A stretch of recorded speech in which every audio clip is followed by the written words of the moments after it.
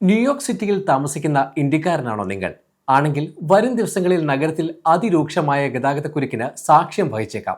നവംബറിലും ഡിസംബറിലും ഗതാഗതക്കുരുക്ക് അതിരൂക്ഷമാകാൻ സാധ്യതയുള്ള ദിവസങ്ങൾ ഡിപ്പാർട്ട്മെന്റ് ഓഫ് ട്രാൻസ്പോർട്ടേഷൻ കണ്ടെത്തിയിട്ടുണ്ട്.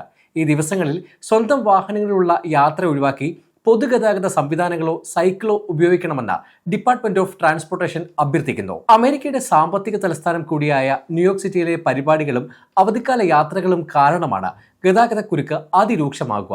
ഇത് ഗ്രിഡ് ലോക്ക് എന്നാണ് അറിയപ്പെടുന്നത്. തിരക്കേറിയ ജംഗ്ഷനുകളിൽ വലിയ ഗതാഗതക്കുരുക്കുണ്ടായി ഗതാഗതം നിശ്ചലമാകുന്ന അവസ്ഥയാണ് ഗ്രിഡ് ലോക്ക്. മാൻഹട്ടനിലെ തിരക്കേറിയ ഇടനാഴികളിൽ ഇത്തരം കാഴ്ച സാധാരണമാണ്. നഗരത്തിൽ വാഹനങ്ങളുടെ എണ്ണം കൂടുതലാണെങ്കിലും മിക്ക ന്യൂയോർക്കുകാരും മുഴുവൻ സമയവും ലഭ്യമാകുന്ന സബ്വേ സംവിധാനമോ ബസ്സുകളോ റീജിയണൽ റെയിലോ ഫെറികളോ സൈക്ലിംഗ് റൂട്ടുകളോ കാൽനട യാത്ര സാധ്യമാകുന്ന റൂട്ടുകളോ ആണ് ആശ്രയിക്കാറുള്ളത്. യാത്രക്കാർക്ക് മുൻകൂട്ടി തയ്യാറെടുക്കാനും അനാവശ്യ ഡ്രൈവിംഗ് കുറയ്ക്കാനും ആണ് ഡിപ്പാർട്ട്മെന്റ് ഓഫ് ട്രാൻസ്പോർട്ടേഷൻ ഗതാഗതക്കുരുക്ക് അതിരൂക്ഷമാകുന്ന ദിവസങ്ങൾ കണ്ടെത്തി മുന്നറിയിപ്പ് നൽകുന്നത്.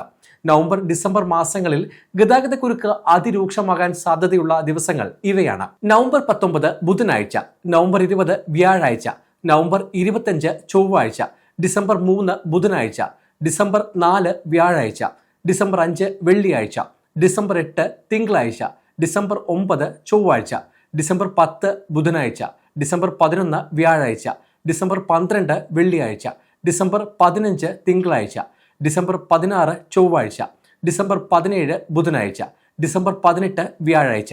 ഈ ദിവസങ്ങളിൽ ഡ്രൈവിംഗ് ഒഴിവാക്കാനും ബദൽ മാർഗങ്ങൾ ഉപയോഗിക്കാനും അധികൃതർ നിർദ്ദേശിക്കുന്നു. പൊതുഗതാഗത സംവിധാനങ്ങൾ പരമാവധി ഉപയോഗിക്കാനാണ് അധികൃതരുടെ ഈ നിർദ്ദേശം. മാൻഹട്ടനിലാണ് പ്രധാനമായും വലിയ ഗതാഗതക്കുരുക്ക് പ്രതീക്ഷിക്കുന്നത്.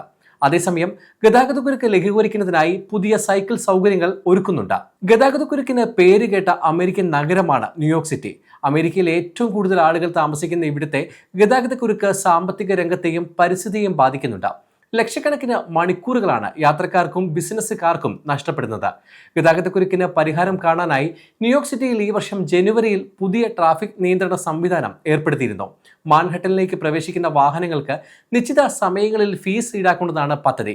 ഇതുവഴി റോഡിലെ തിരക്ക് കുറയ്ക്കാനും പൊതുഗതാഗതത്തെ പ്രോത്സാഹിപ്പിക്കാനും അധികൃതർ ലക്ഷ്യമിടുന്നു. ന്യൂയോർക്ക് സിറ്റിയിലെ ഗതാഗതക്കുരുക്കിന്റെ പ്രധാന കാരണം സ്വകാര്യ വാഹനങ്ങളുടെ അമിതമായ ഉപയോഗമാണ്.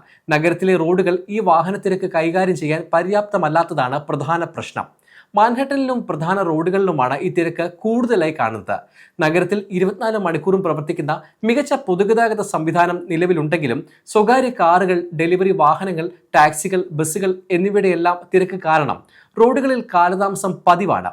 അതേസമയം പുതിയ ട്രാഫിക് നിയന്ത്രണ സംവിധാനം നടപ്പിലാക്കിയ ആദ്യ മാസങ്ങളിലെ കണക്കുകൾ പ്രകാരം മുൻവർഷത്തെ അപേക്ഷിച്ച് മൊത്തത്തിലുള്ള ഗതാഗതക്കുരുക്ക് ഏകദേശം 4% കുറഞ്ഞു.